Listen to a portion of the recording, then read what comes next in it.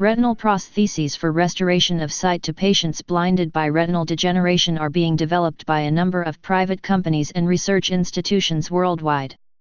The system is meant to partially restore useful vision to people who have lost their photoreceptors due to retinal diseases such as retinitis pigmentosa, RP, or age-related macular degeneration, AMD. 3 types of retinal implants are currently in clinical trials: Epiretinal, on the retina, Subretinal, behind the retina, and suprachoroidal, between the choroid and the sclera. Retinal implants introduce visual information into the retina by electrically stimulating the surviving retinal neurons. So far, elicited percepts had rather low resolution, and may be suitable for light perception and recognition of simple objects. History. Forster was the first to discover that electrical stimulation of the occipital cortex could be used to create visual percepts, phosphenes. The first application of an implantable stimulator for vision restoration was developed by Drs. Brindley and Lewin in 1968.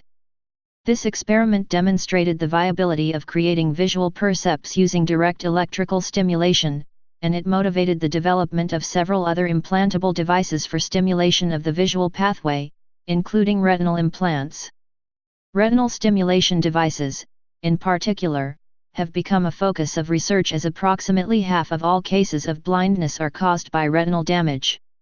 The development of retinal implants has also been motivated in part by the advancement and success of cochlear implants, which has demonstrated that humans can regain significant sensory function with limited input.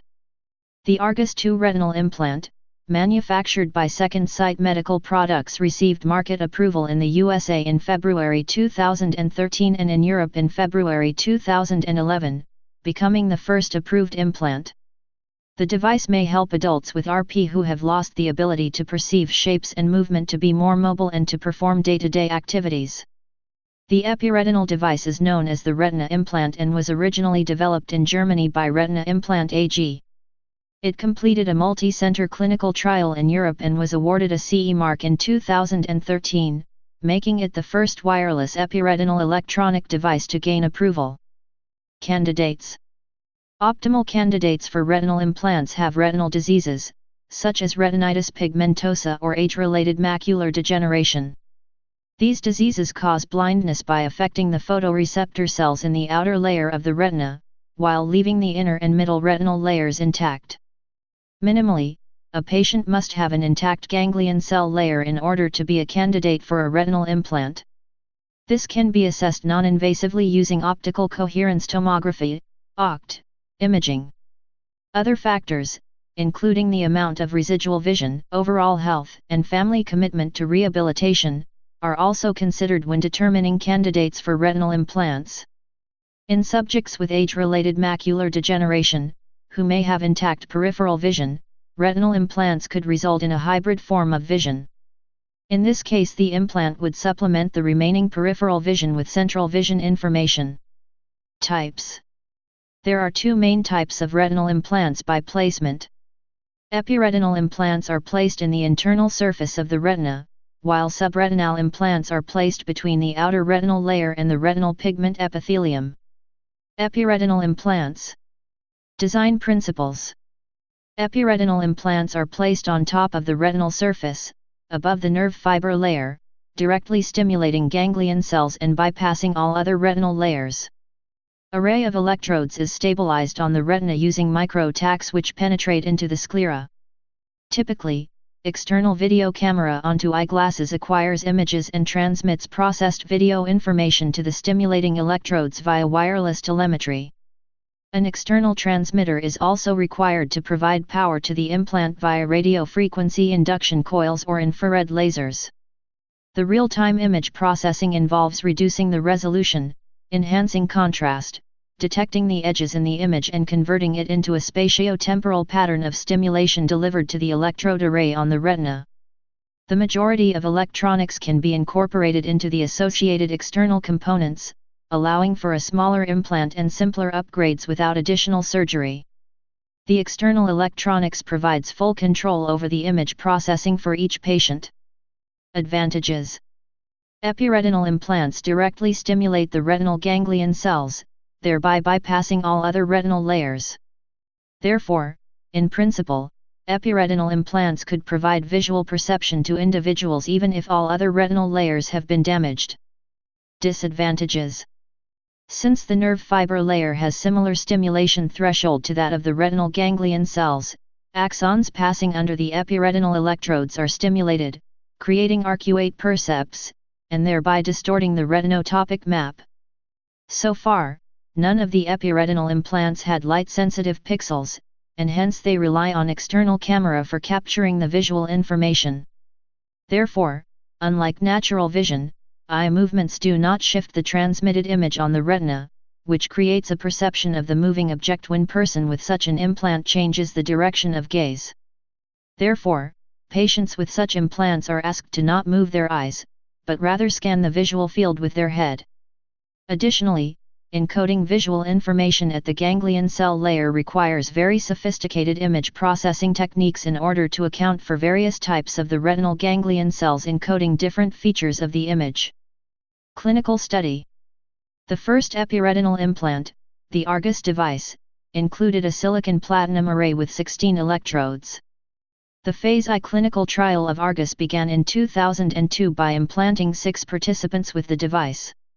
All patients reported gaining a perception of light and discrete phosphenes, with the visual function of some patients improving significantly over time.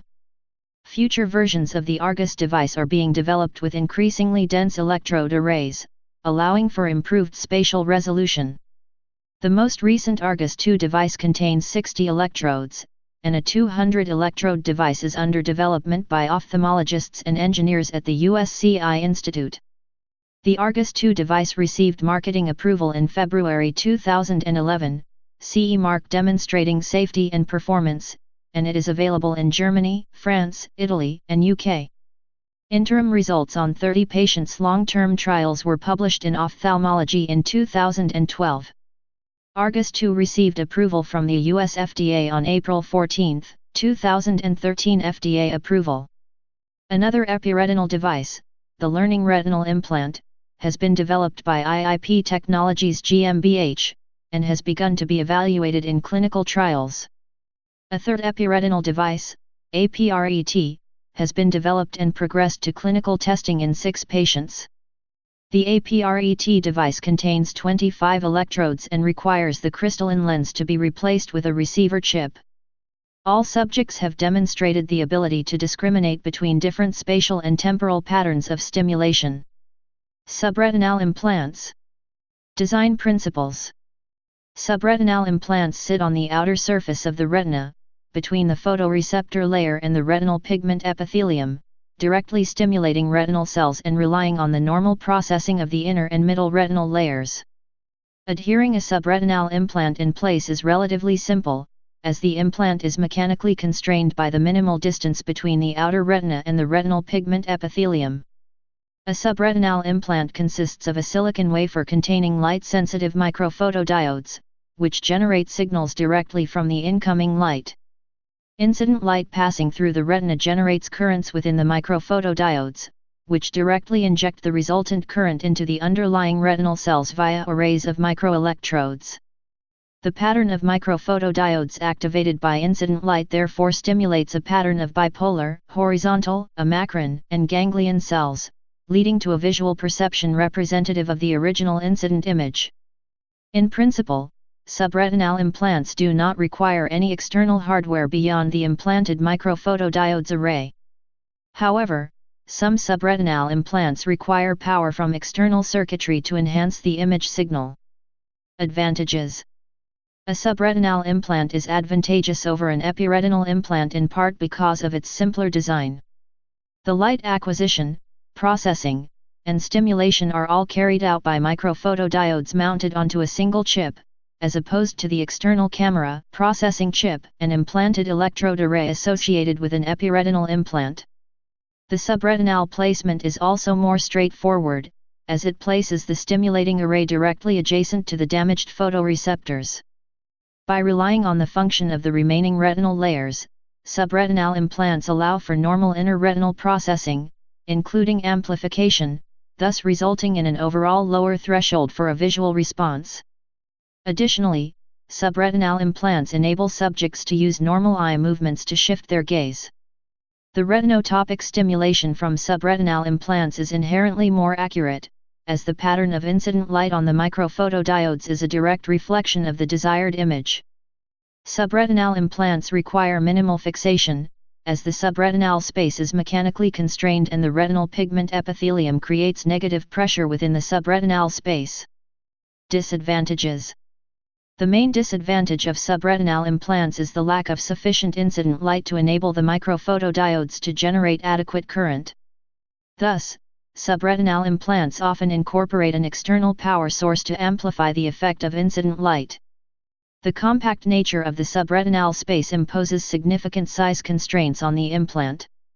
The close proximity between the implant and the retina also increases the possibility of thermal damage to the retina from heat generated by the implant. Subretinal implants require intact inner and middle retinal layers, and therefore are not beneficial for retinal diseases extending beyond the outer photoreceptor layer. Additionally, photoreceptor loss can result in the formation of a membrane at the boundary of the damaged photoreceptors, which can impede stimulation and increase the stimulation threshold. Clinical studies. Optobionics was the first company to develop a subretinal implant and evaluate the design in a clinical trial. Initial reports indicated that the implantation procedure was safe, and all subjects reported some perception of light and mild improvement in visual function. The current version of this device has been implanted in 10 patients, who have each reported improvements in the perception of visual details, including contrast, shape, and movement. Retina Implant AG in Germany has also developed a subretinal implant, which has undergone clinical testing in 9 patients. Trial was put on hold due to repeated failures. The Retina Implant AG device contains 1,500 microphotodiodes, allowing for increased spatial resolution, but requires an external power source. Retina Implant AG reported 12 months results on the Alpha IMS study in February 2013 showing that 6 out of 9 patients had a device failure in the 9 months post-implant proceedings of the Royal Society B, and that 5 of the 8 subjects reported various implant-mediated visual perceptions in daily life. 1 had optic nerve damage and did not perceive stimulation. The Boston Subretinal Implant Project has also developed several iterations of a functional subretinal implant, and focused on short-term analysis of implant function. Results from all clinical trials to date indicate that patients receiving subretinal implants report perception of phosphenis, with some gaining the ability to perform basic visual tasks, such as shape recognition and motion detection. Spatial resolution. The quality of vision expected from a retinal implant is largely based on the maximum spatial resolution of the implant.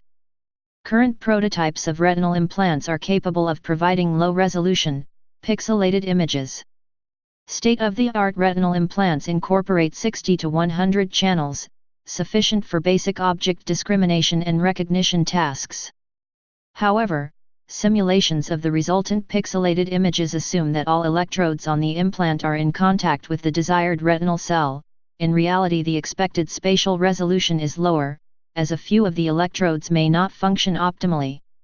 Tests of reading performance indicated that a 60-channel implant is sufficient to restore some reading ability, but only with significantly enlarged text.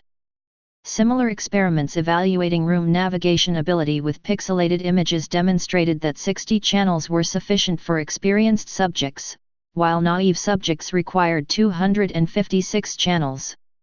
This experiment, therefore, not only demonstrated the functionality provided by low-resolution visual feedback, but also the ability for subjects to adapt and improve over time.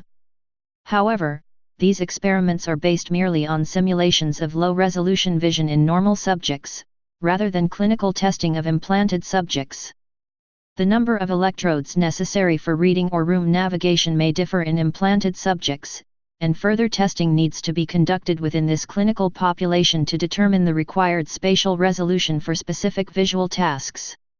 Simulation results indicate that 600-1000 electrodes would be required to enable subjects to perform a wide variety of tasks, including reading, face recognition, and navigating around rooms. Thus, the available spatial resolution of retinal implants needs to increase by a factor of 10, while remaining small enough to implant, to restore sufficient visual function for those tasks. Current status and future developments. Clinical reports to date have demonstrated mixed success, with all patients report at least some sensation of light from the electrodes, and a smaller proportion gaining more detailed visual function, such as identifying patterns of light and dark areas. The clinical reports indicate that, even with low resolution, retinal implants are potentially useful in providing crude vision to individuals who otherwise would not have any visual sensation. However, clinical testing in implanted subjects is somewhat limited, and the majority of spatial resolution simulation experiments have been conducted in normal controls. It remains unclear whether the low-level vision provided by current retinal implants is sufficient to balance the risks associated with the surgical procedure, especially for subjects with intact peripheral vision. Several other aspects of retinal implants need to be addressed in future research, including the long-term stability of the implants and the possibility of retinal neuron plasticity in response to prolonged stimulation. The Manchester Royal Infirmary and Professor Paolo E. Stonga announced on July 22, 2015 the first successful implantation of second sites Argus 2 in patients suffering from severe age-related macular degeneration. These results are very impressive, as it appears that the patients integrate the residual vision and the artificial vision. It potentially opens the use of retinal implants to millions of patients suffering from AMD. Please subscribe and thanks for watching.